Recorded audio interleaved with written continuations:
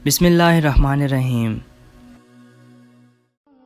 School में जब गर्मियों की छुट्टियां मिलती हैं तो हम कहीं ना कहीं घूमने और सैर व तफरीह के लिए जाते हैं। पिछले साल जब छुट्टियां मिली तो मम्मी पापा ने कहा कि इस साल हम फैज़पुर जाएंगे। फैज़पुर एक तारीखी गांव होने के साथ घने जंगल से घिरा हुआ है। मेरी तो बाँचें खुल गई। मैंने जोरों शोर से सफर पर जाने के लिए अपनी तैयारी शुरू कर दी। मम्मी पापा, छोटे भाई और दोनों बहनों की तैयारियां चल रही थी। हमने अपना अपना सामान अपने अपने बैग में रखा। खाने पीने की चीजें, बिस्किट, टॉफियाँ, चॉकलेट और जोड़े वगैरह भी ले लिए, क्योंकि हमें अगले दिन सुबह सवेरे उठकर सफर पर जाना था। इसलिए आज हम सब रात का खाना खाने के बाद जल्दी सो गए। लेकिन मेरी आंखों से तो नींद ही उड़ी हुई थी। मेरा जी चाहता था कि जल्दी से सुबह हो जाए और मैं उड़कर फैज़पुर पहुंच जाऊं। अगले दिन हम सुबह जल्दी उठे और नहा धोकर तैयार होने लगे। मम्मी पापा, दादी, मेरे दोनों बहनें और छोटा भाई, हम सब रिक्शा के जरिए बस स्टेशन पर पहुंचे और वहां से फैज़पुर जाने वाली बस पकड़ी। इस सफर के दौरान हम काफी खुश थे। हमने कई किस्म के जानवर देखे, पेड़ों पौधों को देखा, पहाड़, नदियाँ, झीलें, तालाब और आबशार भी देखे। साथ में हम सब बच्चे बस में एंजॉय करते रहे।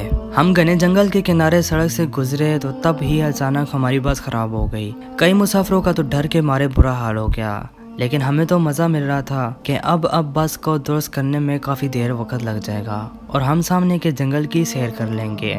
ये सोचकर हम फौरन बस से बाहर निकल पड़े। बस ड्राइवर ने कहा कि बस को ठीक करने में 1-2 घंटे लग सकते हैं। जंगल में घूमने का शौक तो हमें बचपन से ही था। रहमानी पब्लिकेशन से छुट्टी हुई तो कहानियों की किताबें पढ़ पढ़ कर हो गया।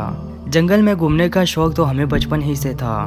रहमानी पब्लिकेशन से छिपी हुई कहानियों की किताबें पढ़ पढ़ कर हो गया था। आज बड़ा अच्छा मौका मिला था जंगल की सैर करने का। जब पापा से इजाज़त चाही तो उन्होंने मना कर दिया कि जंगल में शेर, चीते और दूसरे खतरनाक जानवर रहते हैं। मुमकिन है कि तुम लोगों को नुकसान पहुंचा दे। हम बच्चे बड़ों का कहना कहाँ मानते हैं। सो पापा की बात को सुनी अनसुनी करके जंगल में निकल पड़े। जंगल में घूमते घूमते हमें पता ही ना चला कि हम कहाँ आ गए।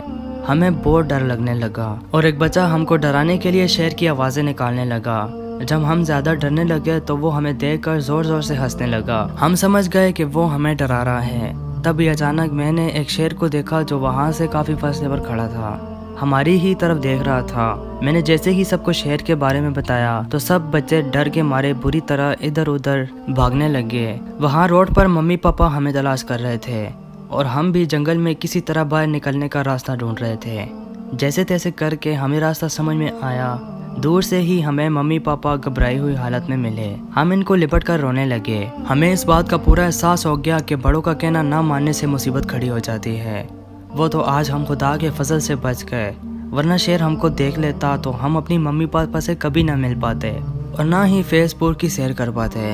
अभी हम मम्मी पापा से अपने किए की माफ़ी मांग रहे हैं कि बस ड्राइवर आया और बोला बस ठीक हो चुकी है। और ये सुनकर हम खुश हो गए और बस की तरफ जाने लगे फैज़पुर के लिए।